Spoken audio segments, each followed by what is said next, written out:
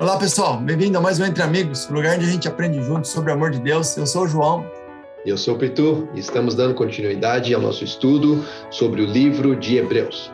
Mas primeiro eu queria falar e agradecer a vocês, ouvintes, a vocês aí que estão aqui conosco, acompanhando, e também para os nossos novos seguidores, as pessoas que estão nos acompanhando pela primeira vez, e também para dizer que a gente tenta colocar esse vídeo aqui no sábado, para que vocês possam ter durante o fim de semana ou durante a semana toda uma maneira de poder assistir o vídeo e fazer o seu estudo pessoal. Mas, como vocês sabem, não somos pastores, somos leigos, profissionais, e a gente também, às vezes, tem contratempos, tem outras atividades, e nem sempre a gente consegue. Por isso, essa semana estamos aqui fazendo na quarta-feira, né, João? No escritório, né, Pitu? No escritório. Mas é isso aí. É sempre difícil, né, Pitu, a gente estudar a Bíblia por si só, né? Então, o chamado para você em casa é você não desistir também de estudar a Bíblia, porque eu e o Pitu também, a gente tenta estudar todo dia, tenta ler bastante, mas um dia ou outro, às vezes, vamos ser real, né, Pitu? Vamos falar a verdade, às vezes não dá. Às vezes, infelizmente, a gente não está ainda naquela perfeição de estudar horas e horas por dia, porque nós não temos uma profissão, entendeu? Mas fica aí o incentivo para você continuar estudando a Bíblia e continuar aprendendo por si só, não só através do pastor, não só através de um teólogo, de uma pessoa famosa do YouTube, mas que você estude a Bíblia sozinho, porque a melhor maneira de você aprender a Bíblia é você ensinar outra pessoa, você ler todos os dias. E essa semana a gente está estudando sobre Jesus, o mediador da nova aliança. Como já falei aqui, o livro de Hebreus tem um personagem principal, mas não está contando a história de Jesus, os seus milagres, o que ele fez. Está contando as suas características. E a característica dessa semana é ele ser um mediador, né? Porque a gente sabe que o livro de Hebreus, ele falou que Jesus é um sumo sacerdote. E também já falamos aqui que os sacerdotes, eles tinham que ser descendentes da tribo de Levi. Essa era a característica, essa era a lei. Mas se Hebreus está falando que Deus apontou Jesus como sumo sacerdote, alguma coisa teve que acontecer. Ou seja, a lei teve que mudar, né? E, além de falar que Jesus era um sumo sacerdote, ele falou também que era da ordem de Melquisedeque. Então, tem várias características aqui que a gente tem que ver, porque Jesus foi nomeado pelo próprio Deus. Ele não foi apontado por homens. Então, três coisas que são diferentes do que eram sumos sacerdotes, né? Então, mas por que teve essa mudança? O que levou, né, a ter, então, essa aliança também foi afetada? Será que ela mudou? E olha aqui, Pitu, só para a gente contextualizar, eu vou ler Hebreus 8, 5 e 6. Diz aqui, ó, eles que são sacerdotes antes de Jesus, eles servem num santuário que é a cópia e a sombra daquele que está nos céus, já que Moisés foi avisado quando estava para construir o tabernáculo. Tenha o cuidado de fazer tudo segundo o modelo que lhe foi mostrado no monte. Agora, porém, o ministério de Jesus, que Jesus recebeu, é superior ao deles, assim como também a aliança da qual Jesus é mediador é superior à antiga, sendo baseada em promessas superiores. Sempre bom lembrar o contexto das alianças da Bíblia, né? Que as alianças é um tema que ela vai desde o Jardim do Éden, quando houve o pecado, e Deus renovou a promessa de multiplicar os descendentes de Adão e Eva. Depois veio Noé, e Noé também recebeu a promessa de crescer e multiplicar. Aí depois teve mais uma promessa para Abraão, para Moisés, para Davi. Então, essa promessa da aliança é uma promessa da Bíblia toda, onde Deus promete que a população, os filhos de Deus que vieram de Adão, que seguem o caminho dele, vão prosperar, vão crescer e multiplicar, vão ter uma terra para viver, que era a terra de Canaã, e vão ter a presença de Deus como a sua bênção, a sua proteção. Então, o que acontece? Para que isso aconteça, antes do Jardim do Éden, eles não precisavam fazer nada. A única coisa que eles precisavam era ser fiel e não provar da árvore do bem e do mal. Mas, depois que eles saíram do Jardim do Éden, o que aconteceu? Para eles continuarem tendo a bênção da descendência, a bênção da presença de Deus e a bênção da terra, eles precisavam do quê? De fazer um sacrifício constantemente, que esse sacrifício era matar um animal, né? E para que isso lembrasse de que eles pecaram, e quando há pecado, tem que haver derramamento de sangue, porque foi o que Deus falou para eles no Jardim do Éden, né? Então, eles fizeram esses sacrifícios, primeiro em famílias, Noé fez, Abraão fez, quer dizer, o chefe da família, ele era o sacerdote naquele contexto. Depois foram para o Egito, aí cresceram demais, 600 mil pessoas saíram do Egito. Moisés teve que reinstituir essa prática do sacrifício. E muitas famílias não sabiam nem o que eles estavam fazendo, eles faziam mecanicamente. Então, essa aliança, a lição dessa semana diz aqui que o problema com a aliança é que ela não podia oferecer perfeição. Isso. O sacerdote em si, ele não podia, ele mesmo, tornar oferta pelo pecado e com sua vida fazer expiação, pois ele também era pecador.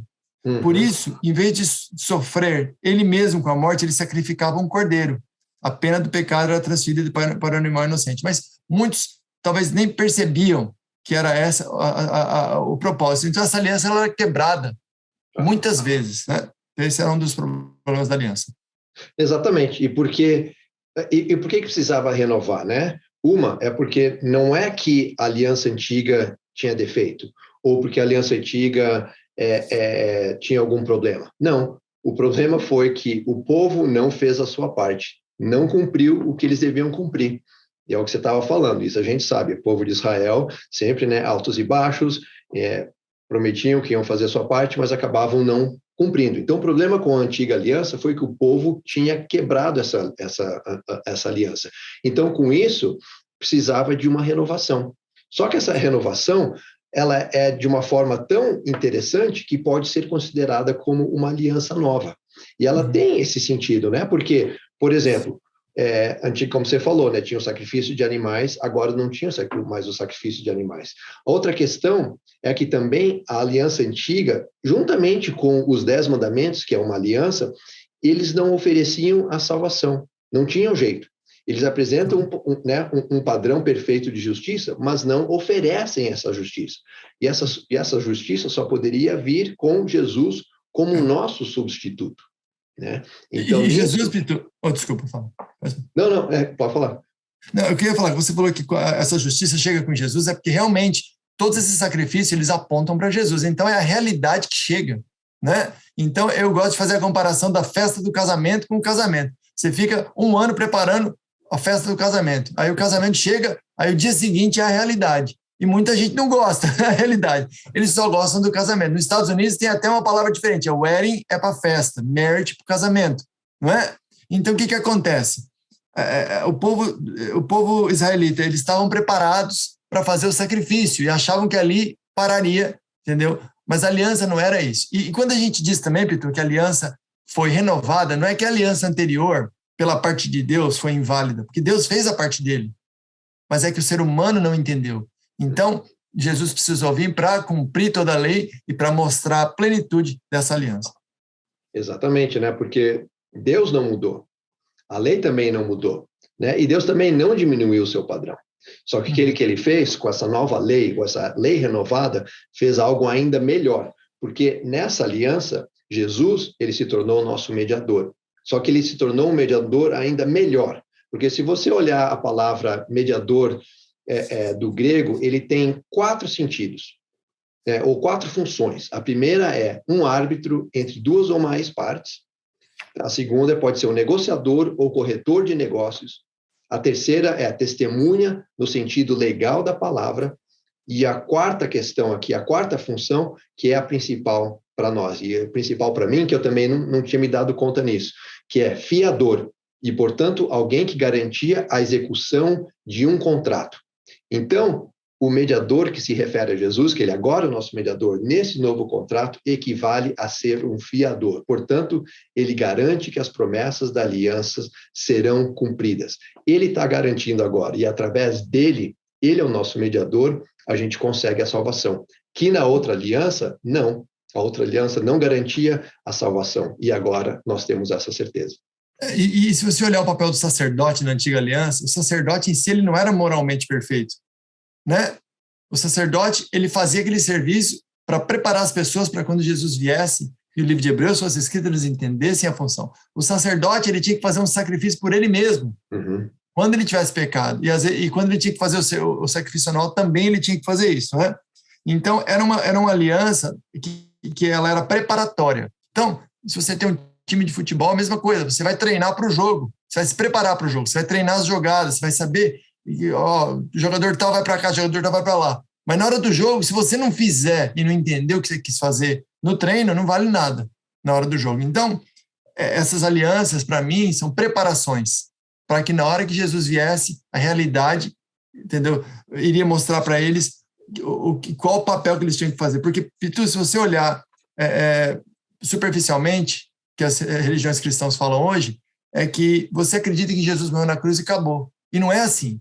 A aliança de hoje e a aliança antiga, eu e você temos o mesmo papel. Nós somos pecadores, nós temos que reconhecer nosso pecado, nós temos que ir para Deus. É a mesma coisa que antigamente. Eles também tinham que reconhecer que eram pecadores, tinham que ir ao sacerdote, entendeu? E reconhecer. Só que antigamente você ia com um cordeirinho debaixo do braço. Ia para um sacerdote, o sacerdote matava. Aliás, você matava ali o animal na frente do sacerdote e ele aspergia o sangue por você no templo. Agora, em vez de você ir para falar, carregando um cordeiro, o que você faz?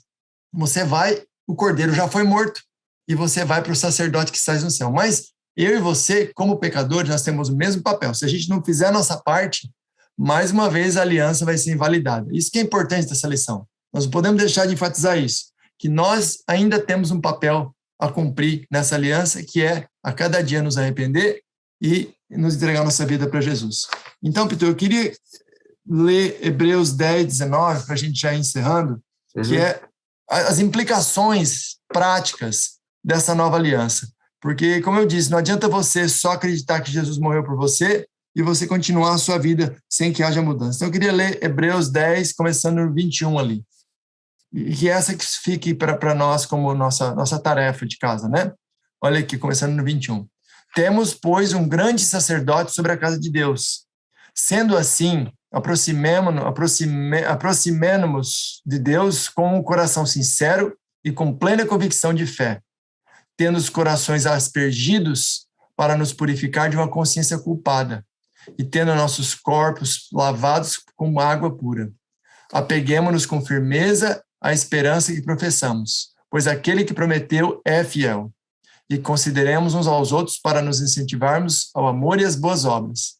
Não deixemos de reunirmos como igreja, segundo o costume de alguns, mas procuremos encorajar-nos uns aos outros, ainda mais quando vem que se aproxima o dia. Então veja que promessa mais relevante, Pitu, numa época de Covid. Olha o que está dizendo aqui. Não deixe de se reunir uns com os outros. Né? Por que a gente tem que se reunir? Porque a gente tem que coletivamente encorajar um ao outro ao amor e às boas obras, amar um ao outro, tolerar as diferenças, ainda mais no mundo de hoje, Pitu, todo politizado, todo polarizado, entendeu? Você pensa de um jeito, eu penso de outro.